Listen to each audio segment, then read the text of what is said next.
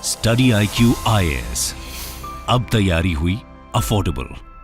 नमस्कार दोस्तों, शायद मैंने भी कभी सोचा नहीं था, लेकिन यह सच बात है कि स्वीडन बन गया है पूरे दुनिया में पहला देश जिसने सेक्स को ऑफिशियल स्पोर्ट के तौर पर रिकॉग्नाइज किया है। यह आप देख सकते हो, Sweden declares sex as a sport. और खास बात तो यह है कि अगले हफ्ते से जो पहली यूरोपियन चैंपियनशिप है सेक्स में, वो स्टार्ट हो रही है। तो एग्जैक्टली है क्या, और यहां पर काम सूत्रा की भी बात कही गई है, उसका क्या रोल होगा, वो सारी चीजें मैं आपको बताऊंगा डिटेल से। चलिए आगे बढ़ते हैं, लेकिन उससे पहले ध्यान रखिएगा, अगर आप यूपीएससी 2024 की प्रिपरेशन कर रहे हैं तो ये नया बैच हमारा स्टार्ट हो रहा है 9 जून से, जिसके अंदर आपको प्रीलिम से लेकर इंटरव्यू तक की पूरी तैयारी एक सिंगल बैच में कराई जाएगी। इसके अंदर आपको सभी क्लासेस लाइव दिए जाएंगे, 1-to-1 पर्सनल मेंटरशिप होगा। और सबसे खास बात तो यह है कि अगर आप 2024 का प्रीलिम्स क्रैक कर लेते हैं तो फ्री ऑफ कॉस्ट में आपको स्टडी IQ के हेडक्वार्टर बुलाया जाएगा। यहां पर रहने की सुविधा, खाने की सुविधा, और मेंस का जो पूरा प्रिपरेशन होता है 3 महीने 4 महीने का, वो आपको फ्री ऑफ कॉस्ट में स्टडी IQ के तहत कराया जाएगा।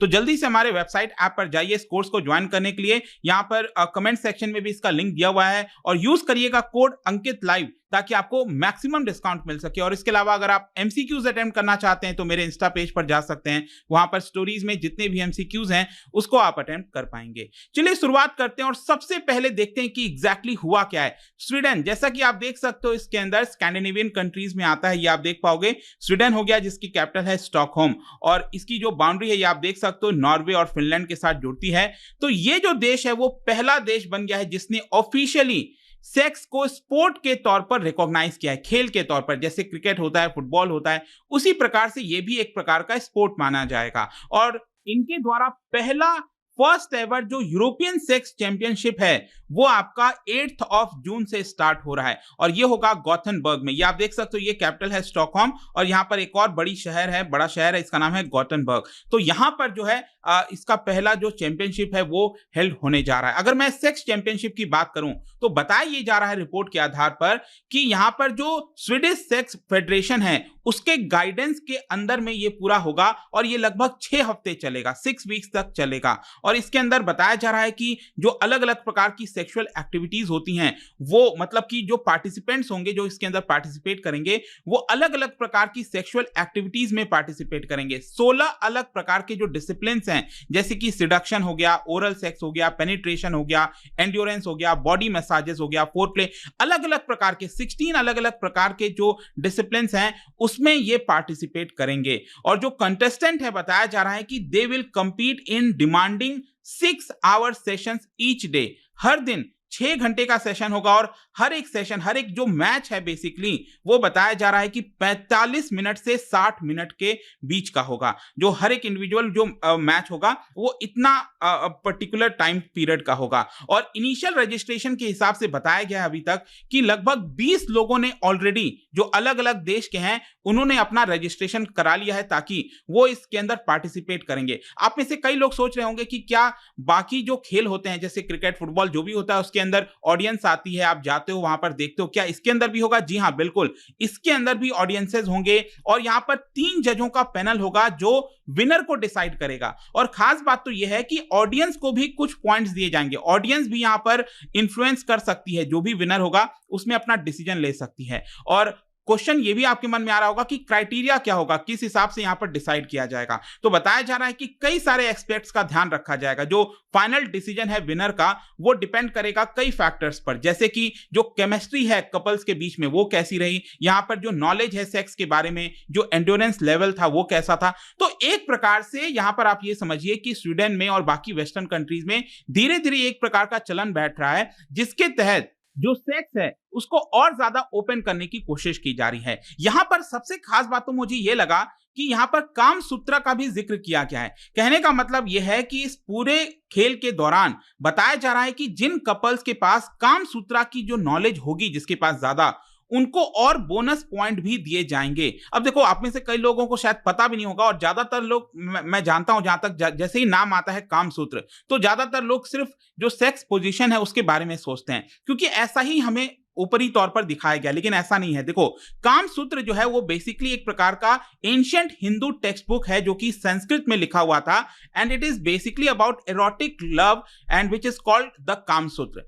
एंड काफी कम जाना जाता है। इसकी जो ऑथर है, अगर आप देखोगे, इनका नाम है वत्सयाना मलंगा। उनके बारे में बहुत ज्यादा कुछ पता नहीं है, लेकिन ज्यादातर यही बोला जाता है कि ये जो कामसूत्र है वो शायद 3rd सेंचुरी में जो है लिखा गया होगा। और जैसा कि मैंने आपको बोला, जो पॉपुलर बिलीफ है कामसूत्रा के बारे में कि ये एक किताब है just about love making and different sex position, देखो ऐसा नहीं है। इसके अंदर जो है अलग अलग प्रकार के भी टॉपिक्स हैं, जैसे कि आर्ट ऑफ लिविंग वेल हो गया, नेचर ऑफ लव हो गया, finding a life partner, taking care of your love life. तो बहुत सारी ऐसी एस्पेक्ट हैं जीवन के जो कि कामसूत्रा के अंदर दर्शाया गया है। और ये इसके अंदर लगभग आपको 1250 वर्सेस देखने को मिलते हैं, जिसको 36 चैप्टर्स में है डिवाइड किया गया है। और ओवरऑल बुक जो है कामसूत्रा का वो 7 डिफरेंट पार्ट्स में आपको देखने को मिलता है। तो काफी बड़ा है ये। और बेसिकली मैं आपको बताऊं तो 19th सेंचुरी में वेस्टर्न कल्चर में जाकर कामसूत्र के बारे में पता चला, और इसका मेन कारण ये था कि एक ब्रिटिश एक्सप्लोरर थे जिसका नाम है रिचर्ड फ्रांसिस बर्टन।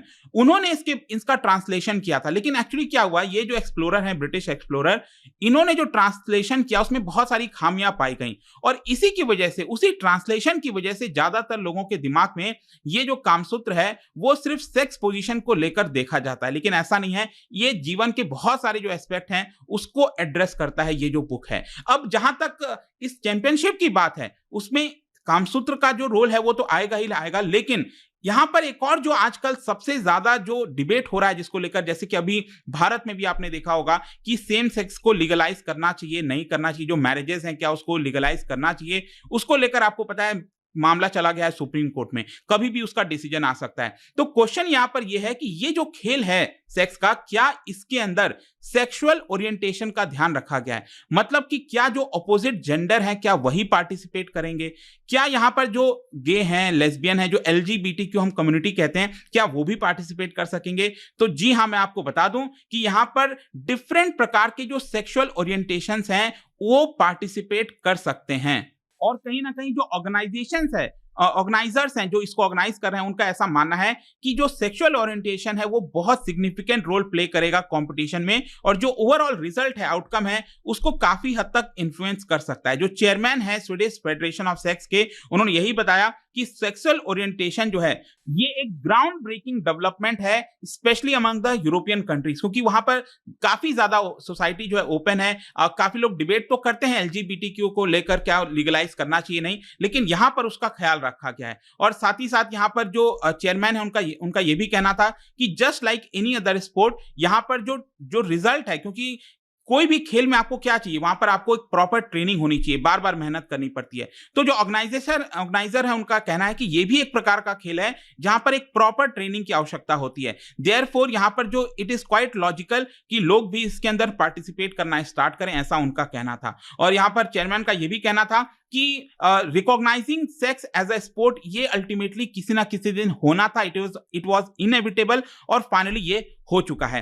खैर, यहां पर एक और चीज मैं आपको बता दूं कि जब ये मामला सामने आया कि इसको सेक्स को जो है स्पोर्ट डिक्लेयर कर दिया गया है, तो यहां पर एक और चर्चा होने लगी। जैसे बाकी के खेलों में क्या होता है, जब आप फिजिकल एक्टिविटी करते हो तो कैलोरीज बर्न होती हैं, तो इसके अंदर भी चर्चा होने लगी कि सेक्स की करने से कितना जो कैलोरीज है वो बर्न होता है। ये अपने आप में एक बहुत बड़ा डिबेट रहा है पहले भी। वैसे यहां पर कुछ रिसर्चर्स के द्वारा, जैसे कि यूनिवर्सिटी ऑफ क्यूबेक में कुछ रिसर्च हुआ था जिसमें बताया गया कि 24 मिनट सेक्स सेशन में जो पुरुष है उसका एवरेज में 101 कैलोरीज बर्न होता है, जो कि पर मिनट के हिसाब से आप देखोगे इट इज 4.2 कैलोरीज, और जो वुमेन है उनका 69 कैलोरीज बर्न होता है, विच इज 3.1 कैलोरीज पर मिनट। लेकिन अगर हम इसको कंपेयर करें कि कोई अगर एक्सरसाइज करता है, जैसे ट्रेडमिल हो गया, वहां पर अगर आप दौड़ते हो, तो उस केस में, माइल्ड रनिंग के केस में जो कैलोरीज बर्न होती है सेक्स में, तो वो हाफ होती है ट्रेडमिल के मुकाबले। ट्रेडमिल में अगर कोई दौड़ता है पुरुष तो 9.2 कैलोरीज पर मिनट बर्न होता है, और वुमेन का 7.1 कैलोरीज पर मिनट बर्न होता है।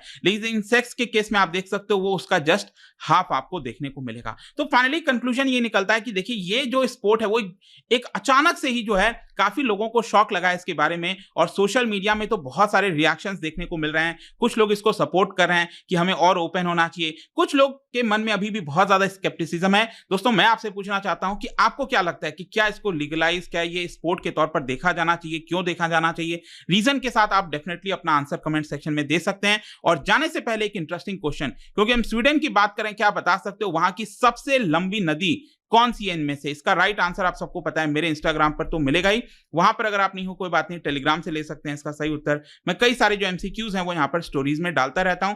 बाकी अगर आपको पीडीएफ चाहिए तो टेलीग्राम पर आइए, अलग अलग सोशल मीडिया पर आप जुड़ पाओगे। और जैसा मैंने बताया था, यूपीएससी की अगर आप तैयारी करो, just use the code Ankit live, कोई भी बैच आपको लेना हो। एंड आई होप की वीडियो आपको पसंद आया होगा। मिलता हूं आपसे next time, till then thank you very much, see you soon. Study IQ IAS, अब तैयारी हुई अफोर्डेबल।